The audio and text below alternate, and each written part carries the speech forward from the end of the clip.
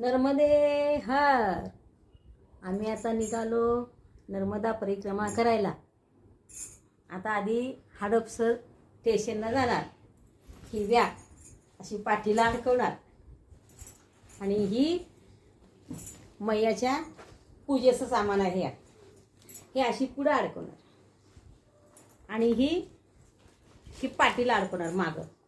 ही bag एवढं सामान आहे आमचं. थोडं थोडं म्हणलं तरी एवढं सामान झालं. आता हे घेऊन हडपसर स्टेशनला जाणार आणि तिथून हडपसरवरून खांडवाला जाणार भोपाळकडं.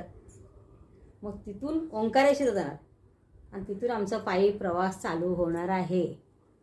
तर तुम्ही सर्वांनी यूट्यूब बघा आणि नर्मदे हर कमेंटमध्ये लिहा. आणि तुमच्या सर्वांचा मी मैयाला नमस्कार सांगणार आहे.